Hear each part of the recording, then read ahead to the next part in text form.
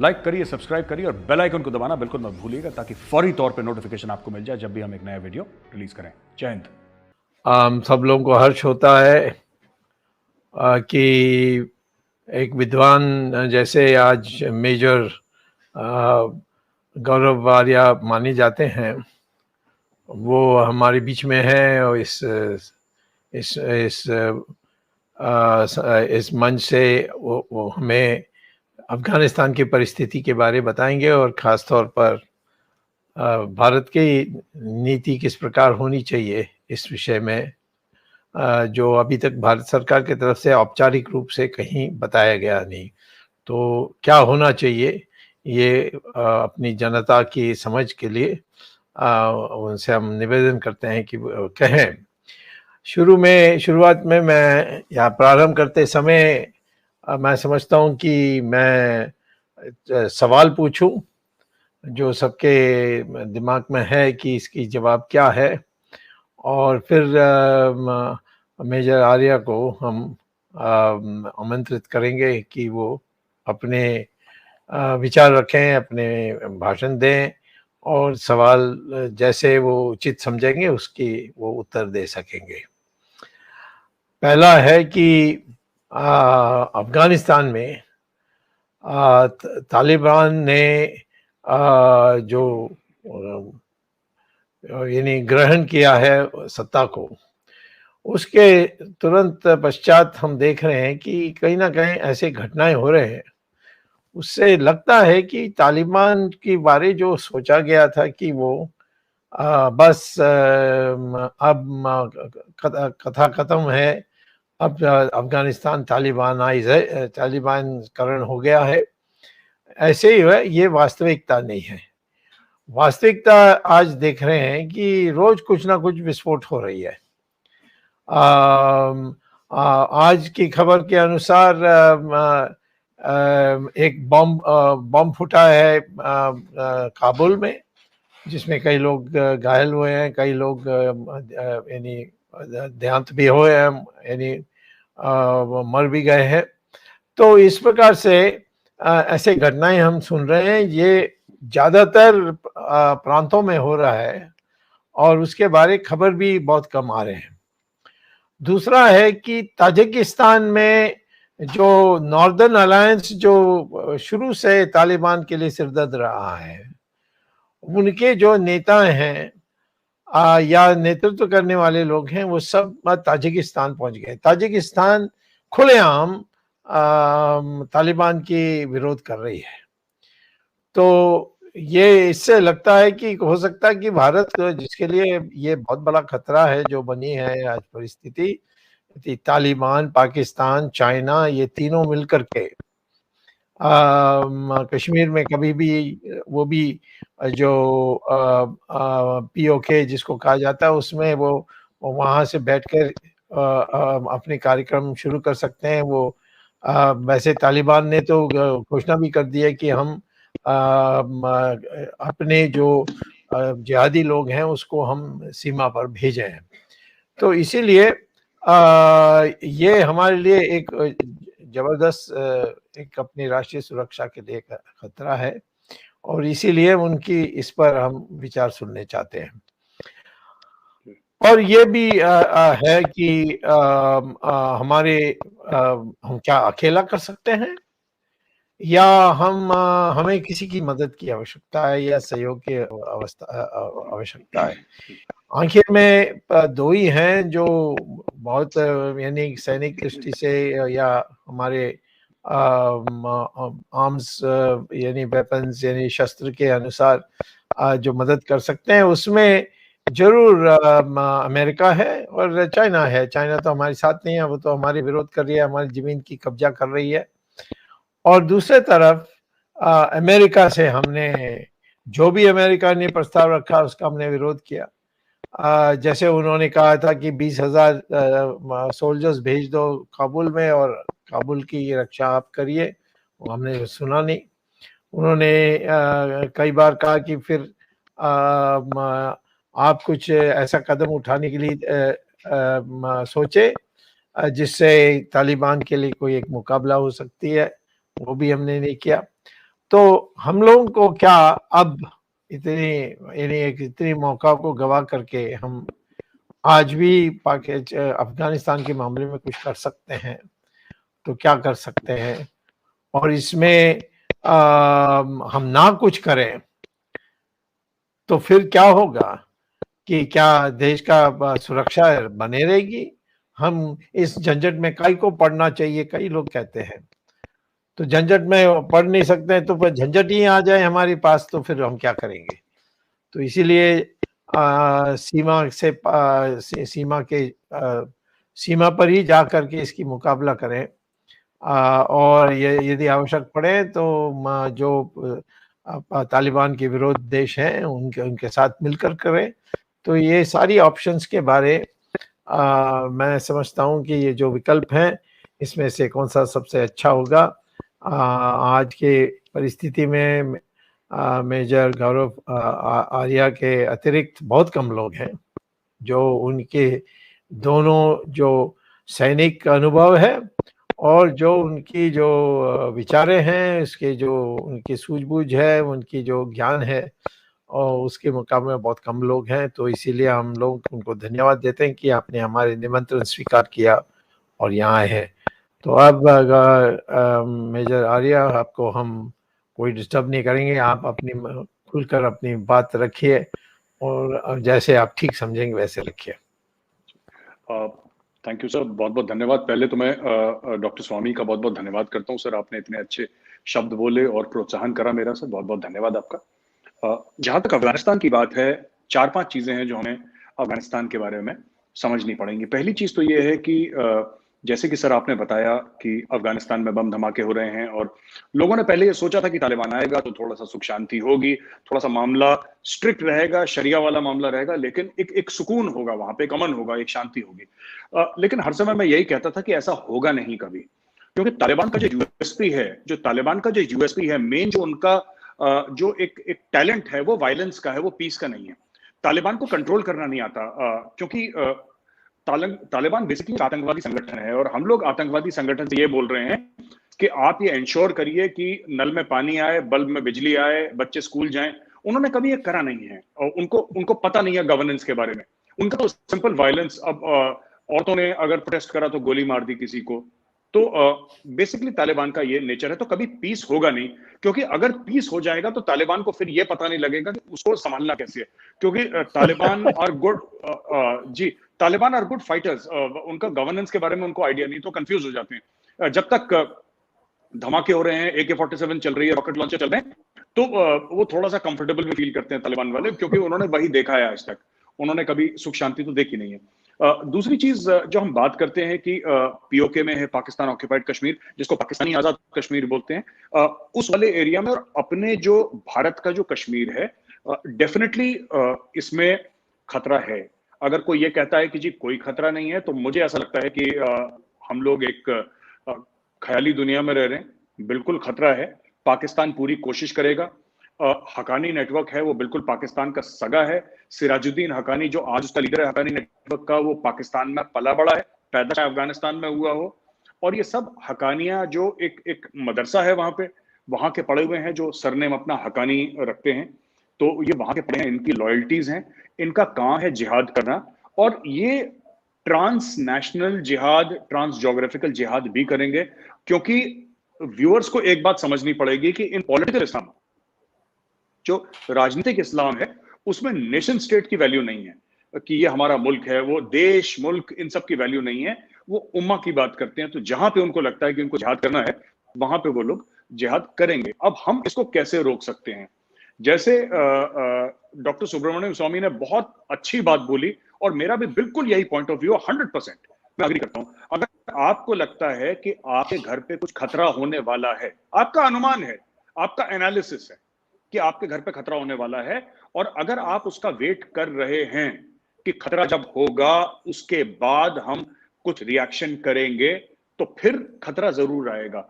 अगर हमें लगता है कि खतरा अफगानिस्तान से आने वाला है, तो सूझबूझ इसी में है कि हम लोग अफगानिस्तान में जाके एक्शन करें। वो कैसे करेंगे उसके बारे में बातचीत हो सकती है, लेकिन आपको अफगानिस्तान में दखल देना पड़ेगा, क्योंकि अफगानिस्तान, देखिए, जो तालिबान है तालिबान कोई होमोजीनियस एंटिटी नहीं है, तालिबान कोई एक स्ट्रक्चर के अंडर नहीं है। अगर कोई ये बोले कि मुल्ला अखुंड ने बोल दिया कि सब लोग ऐसे करेंगे, ऐसा नहीं है, बिल्कुल भी नहीं है। उसमें भी अलग अलग फैक्शंस हैं, अलग अलग गुट हैं जो आपस में एक दूसरे के गले काट रहे हैं, और मुल्ला बरादर को गोली मार दी, आप सब लोगों ने सुना होगा। तो ये है तालिबान में। तो तालिबान में कौन इस्तेमाल करेगा किस गुट को भारत के खिलाफ, ये अब धीरे धीरे क्लियर होता जा रहा है। तो जहां पे सांप है आपको बिल में जाना पड़ेगा। सांप अगर बिल से निकल गया फिर वो बेकाबू हो जाता है। तो अगर सांप को मारना है आपको बिल में जाना पड़ेगा। तीसरी चीज, आप मिलिट्री इंटरवेंशन की बात करें, क्योंकि देखिए बात यह है कि तालिबान ने कभी खुल के दुनिया से ये नहीं बोला कि आप हमें पैसे दीजिए। वो सिर्फ इमरान खान है जो कह रहा है पैसे दीजिए पैसे दीजिए। तालिबान ने एक आध बार मेंशन करा है, पर तालिबान इतना फ्रीक्वेंटली मेंशन नहीं करते। उन्होंने शायद इस काम के लिए इमरान खान को ही लगा रखा है कि आप फुल टाइम यही करिए, हमारे लिए पैसे मांगे। He is used to it sir. वो आदत है। पहले शौकत खानम अस्पताल के लिए पैसे मांगते थे, फिर वो पाकिस्तान तहरीक इंसाफ के लिए पैसे मांगते थे, फिर पाकिस्तान के लिए पैसे मांगने लगे IMF से, अब वो किसी और मुल्क के लिए इंटरनेशनली पैसे मांगते हैं। सो अब उनको बोला है कि इनका एक्सपीरियंस इसी काम पे लगाइए इनको। एक और चीज मैं कहना चाहता हूं, भारत को अफगानिस्तान में क्या करना चाहिए, ये बड़ा इंपॉर्टेंट चीज है। ये देखिए, ये डिपेंड करता है अफगानिस्तान पे नहीं, अमेरिका चीन पे नहीं, ये डिपेंड करता है कि हम लोग अपने देश को कैसा देखते हैं। अगर आप ये देखते हैं कि अगर वही पुराना झूठ, अगर हमें वही पुराना झूठ बोलना है कि हम कभी बाहर नहीं गए, we are a non expeditionary army, हम we are non expeditionary country, हम लोग कभी बाहर नहीं गए, अगर हमें ये अपने आप को झूठ बोल के अपने आप को सांत्वना देनी है तो हम झूठ बोल सकते हैं। लेकिन fact of the matter is कि सीता मां को छुड़ाने के लिए भी लंका गए थे प्रभु Shri Ram. He went outside. आप foreign intervention is part of our culture, part of our religion, part of our history. हमारे संस्कारों में है, ये हमारे इतिहास में है। जो लोग कहते हैं कि ओरिजिनली जो थाईलैंड था, उस थाईलैंड तो अभी मॉडर्न नाम है, पहले उसका नाम अयोध्या था। और आज भी थाईलैंड का जो राजा है उसका नाम लॉर्ड रामा और किंग रामा द 10th है, वहां का जो है। तो ये सब जो इंडोनेशिया में हम लोग टेम्पल्स देखते हैं, ये कैसे गए, ये किस तरीके से हुआ है, ये अचानक एक दिन नहीं हुआ। और मॉडर्न टाइम्स में आप देखिए, लोग कहते हैं अफगानिस्तान पे किसी पे राज नहीं करा, ये बात गलत है। सिख एम्पायर जो था उसमें महाराजा रंजीत सिंह थे। महाराजा रंजीत सिंह ने काबुल में जो खालसा एम्पायर था, सिख एम्पायर था, उसका झंडा फहराया है, ये बात सच है। और जो डोगरास थे, जमवाल डायनेस्टी, वो तिब्बत में गई थी, उसने तिब्बत में डोगरा डायनेस्टी का, जमवाल डायनेस्टी का झंडा फहराया है। तो जो भी ये कहता है कि भारत कभी बाहर नहीं गया, भारत पे किसी पे आक्रमण नहीं करा, पहले तो ये गलत इतिहास है। और आक्रमण करना चाहिए, आक्रमण आपको करना चाहिए, ये आपकी फिलॉसफी होनी चाहिए। आपकी जो फौज है 12-13 लाख की फौज है, किस चीज के लिए है? सिर्फ कश्मीर में ऑपरेशंस करने के लिए या लाइन ऑफ कंट्रोल पे? नहीं, फिर आपको इतनी बड़ी फौज नहीं चाहिए। आपको एक्सपेडिशनरी आर्मी चाहिए, तभी आपके देश में आज पूरा नक्सल बेल्ट है जहां पे वायलेंस चल रहा है। आपका लाइन ऑफ कंट्रोल है जो आज शांत है लेकिन कल अशांत हो सकता है। आपका लाइन ऑफ एक्चुअल कंट्रोल है पूरा 3,500 3,600 किलोमीटर का, जहां पे स्ट्रेस पड़ रहा है। आपके पास कश्मीर में टेररिज्म है, पंजाब में हो चुका है, दोबारा सर उठाने की कोशिश कर रहा है। जो अभी हाल में पंजाब में हुआ, जिसमें कैप्टन अमरिंदर सिंह का भी बयान है, और मैं कुछ हद तक उनके बयान से एक सर्टेन लेवल तक, 100% नहीं, पर किस सर्टेन लेवल तक मैं अग्री करता हूं कि पंजाब में प्रॉब्लम है। मेरा यह कहने का मतलब है कि आपके मुल्क में प्रॉब्लम, हमारे मुल्क में प्रॉब्लम, हमारे भारत में प्रॉब्लम इसलिए है क्योंकि हम बाहर जाने को खुश नहीं है। हम अफगानिस्तान नहीं जाना, हमें यहां नहीं जाना, हमें वहां नहीं, हमें कहीं नहीं जाना। अगर आप किसी के घर नहीं जाएंगे तो वो आपके घर आ जाएगा, और यही हो रहा है। तो आपके देश में देखिए, एक और मैं बात कहना चाहता हूं, डॉक्टर स्वामी की इजाजत हो तो सर, आपकी अनुमति से, कि जो हम बात करते हैं ना वायलेंस के बारे में, जो हम लड़ाई के बारे में बात करते हैं, ये this is extension of state policy. ये कोई बुरी बात नहीं है। ये हमें सिखा कि हम लोग नॉन वायलेंट हैं और हम लोग एक थप्पड़ मारेगा दूसरा गाल, ये हमें गलत चीजें सिखाई हैं। ये बिल्कुल गलत चीजें हैं, और अपने बच्चों को आपको ये सब गलत बातें नहीं सिखानी चाहिए। देखिए, भाई बहन होए ना प्रीत, सिंपल सी बात है। आपसे अगर लोग डरेंगे तो आपसे दोस्ती करेंगे, आपके दोस्त भी आपसे डरें, आपके दुश्मन भी आपसे डरें। जब दोनों डरेंगे तब जाके भारत में शांति होगी, क्योंकि ये लोग करते रहेंगे। और एक आखिरी चीज मैं ये बताना चाहता हूं कि पाकिस्तान भारत में क्यों करता है आतंकवाद, पुलवामा क्यों होता है, उड़ी क्यों होता है, आपके 26/11 क्यों होता है, पार्लियामेंट अटैक क्यों होता है, अक्षरधाम अटैक क्यों होता है? पाकिस्तान इसलिए करता है क्योंकि पाकिस्तान को लगता है कि वो कर सकता है। जिस दिन पाकिस्तान को लगेगा वो नहीं कर सकता, कॉस्ट एंड कॉन्सिक्वेंसेस की बात होती है। जिस दिन पाकिस्तान को ये समझ में आ गया कि वो करेगा तो भारी कीमत चुकानी पड़ेगी उसको, सिर्फ जिहादियों को नहीं, पाकिस्तानी आर्मी को, पाकिस्तानी करना बंद कर देगा। पर ये मैसेजिंग बहुत जरूरी है, और ये मैसेजिंग सिर्फ बोल के नहीं होती है, फिजिकल मैसेजिंग है। हमने बहुत अच्छा करा सर्जिकल स्ट्राइक्स करी, हमने बहुत अच्छा करा बालाकोट की स्ट्राइक्स करी, लेकिन those were anti terror operation, हमने आतंकवादियों को मारा। मैं यही आखिर में कहना चाहता हूं कि हमारा जो दुश्मन है वो हाफिज सईद नहीं है। हमारा दुश्मन जो है वो मौलाना मसूद अजहर, जो जैश मोहम्मद को, वो हमारा दुश्मन बिल्कुल भी नहीं है। हमारा दुश्मन है general Qamar Javed Bajwa. The enemy is the Pakistan army, it is not the terrorist organisations. जिस दिन पाकिस्तान आर्मी के लोग मरेंगे, जिस दिन पाकिस्तान के गांव में पाकिस्तानी फौजियों की लाशें पहुंचेंगी, उस दिन भारत में शांति होगी। शांति कभी हाथ जोड़ के हासिल नहीं होती है, ये हम लोगों को गलत सिखाया गया है। This is a fraud which has been perpetrated on the people of India कि अगर आप अच्छे होंगे तो दूसरा भी अच्छा होगा। नहीं, दूसरा तब अच्छा होगा जब वो भयभीत होगा। ठीक। मेजर साहब, सर, अभी पाकिस्तान, चाइना, तालिबान की जो अफगानिस्तान है, ये तीनों तो मिले हुए हैं सर। हम अभी तक तय नहीं कर पाए कि चाइना हमारे मित्र हैं या हमारे सहयोगी हैं या हमारी शत्रु हैं, क्योंकि हम ब्रिक्स में उनके साथ बैठे, एससीओ में बैठे। अभी समाचार आई है कि पाकिस्तान, चाइना और इंडिया तीनों मिलिट्री एक्सरसाइजेस करने वाले हैं। तो इसके माने कि एक पॉलिसी जो होनी चाहिए इस विषय में, जो आप कह रहे हैं कि हमें अफगानिस्तान घुसना चाहिए, घुस के वहाँ उन लोगों को मारना चाहिए, तो ये निश्चित तौर पर एक उद्देश्य है। पर उद्देश्य के साथ रणनीति भी आती है, उसके बाद जो आवश्यक यानी खर्चा के लिए जो वसूल करनी है वो भी है। ये सारी चीज़ों के लिए एक साथ हम लोगों को करनी चाहिए। तो पहला सवाल मैं ये पूछूंगा आपसे कि अमेरिका के साथ हम लोगों को क्या मिलिट्री अलायंस प्रयास करनी चाहिए, जैसे इजराइल का है, जापान का है, और अब इसके साथ भी ऑस्ट्रेलिया के साथ भी हो गया है, उसमें यूके भी शामिल हो गई है। तो हम लोग या कोई डेमोक्रेसी के नाम पर अमेरिका, ब्रिटेन, फ्रांस, ये सब को इकट्ठे करके अफगानिस्तान का एक समाधान करनी है, कौन सी पॉलिसी आप आज पसंद करेंगे? और इसके लिए जो आवश्यक शस्त्र हैं, ये कहाँ से आपको प्राप्त होगा? इसके लिए आप कुछ रोशनी या प्रकाश डाल सकेंगे? जी सर। सर, आपका बहुत बहुत धन्यवाद। मैं ये कहना चाहता हूं कि इसमें 2-3 फैक्टर्स हैं। अगर हम लड़ाई की बात कर रहे हैं अफगानिस्तान के अंदर, तो हमें एक बात देखनी होगी कि लड़ाई के लिए अपने ट्रूप्स भेजना वो एक चीज है, और बिना अपने ट्रूप्स भेज के भी, बिना अपने फौजी भेज के भी आप अफगानिस्तान के अंदर लड़ाई कर सकते हैं, क्योंकि अफगानिस्तान में हथियारों की कमी नहीं है, हथियार चलाने वालों की कमी नहीं है, उनको सिर्फ पैसा देना है, उद्देश्य ऑलरेडी उनके पास है।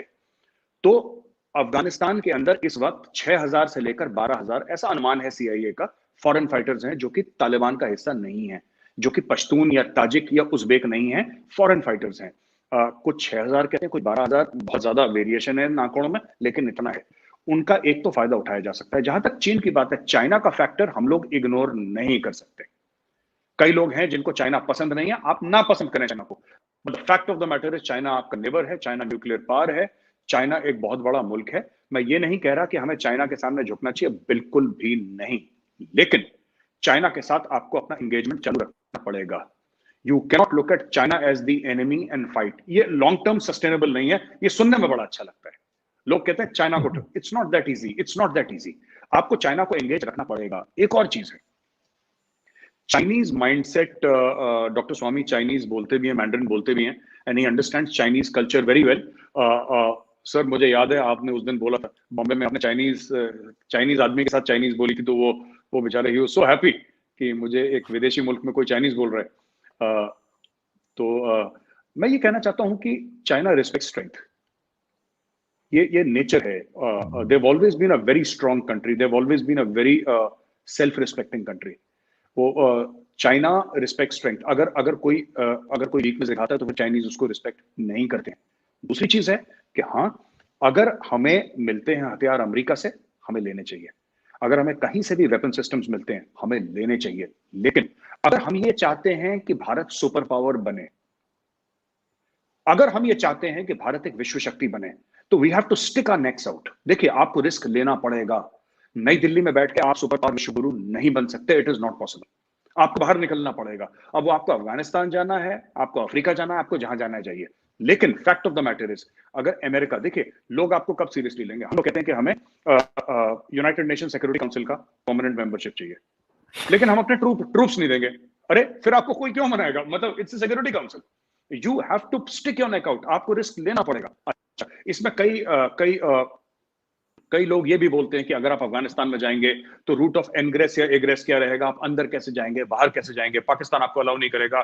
सी का रास्ता है, फिर आप सिर्फ लॉजिस्टिकली ईरान बचता है. देखिए, मैं उन सब चीजों पे नहीं जाता. मैं उन सब चीजों पे नहीं जा रहा कि हमें कैसे अंदर जाएंगे. There are various ways of perpetrating violence. लड़ाई करने के कई और तरीके हैं. वो they should be this thing. लेकिन हमारा फुटप्रिंट चाहिए. सिर्फ ये बात नहीं है कि हमने $3 बिलियन खर्च करे हैं अफगानिस्तान में. सिर्फ वो मसला नहीं है. बात यह है कि अगर आप नहीं होंगे तो वहां पे पाकिस्तान होगा, वहां पे कोई ना कोई होगा. हिंदी में हम सब लोगों ने पढ़ा ना, रिक्त स्थान की पूर्ति, फिल इन द ब्लैंक्स. ये geopolitics is fill in the blanks. आप नहीं होंगे तो कोई और होगा. आपके लिए कोई वेट नहीं करेगा कि हिंदुस्तान अपना मूड बनाएगा. 10 साल के बाद हिंदुस्तान में बात होगी, सब लोग चर्चा करेंगे. लोग, चाइना इज मूविंग इन. और चाइना के साथ सिर्फ ये नहीं है. देखिए, मैं और दर्शकों को एक और चीज समझाना चाहता हूं सर. चाइना के साथ सबसे बड़ा एडवांटेज है, ए, पैसा है. दूसरा, इंटेंट उनका क्लियर है सर. तीसरी चीज, वहां पे स्ट्रक्चर्स ऐसे हैं, because of their nature of their governance, कि वहां पे स्पीडी डिसीजंस हो जाते हैं. वहां पे ज्यादा बहसबाजी नहीं होती. करना है, गो. It's like that. अगर आप ऐसे एक, मैं एनिमी नहीं बोलूंगा, लेकिन आप एडवर्सरी भी नहीं, लेकिन एक ऐसी ऑपोजिट पार्टी से अगर आप डील कर रहे हैं, तो you have to get your house in order. आपको अपना घर पहले ठीक करना पड़ेगा. जिस दिन आप अपना घर ठीक करेंगे, तब उसके बाद. और ये हम लोग बहुत ज्यादा डिफेंसिव हो जाते हैं ना, शांति शांति शांति की बात करते हुए बहुत ज्यादा हम लोग ओवर्टली डिफेंसिव हो जाते हैं कि हम शांति का देश हैं, हम गांधी का देश हैं. India was not born in 1947. 1947 में भारत पैदा नहीं हुआ. ये लोग ऐसे बोलते रहते हैं सर, कुछ कुछ देते रहते हैं. अशोका ने लोग कहते हैं, मैं जितना थोड़ा बहुत इतिहास की मुझे नॉलेज है, महाराज अशोक ने 2 लाख लोग कलिंग में मारे थे. उसके बाद उन्होंने शांति की बात करी. आपको शांति तभी मिलेगी जब आप तलवार चलाने के लिए राजी हैं और ये काबिलियत रखते हैं कि आप तलवार चलाएं.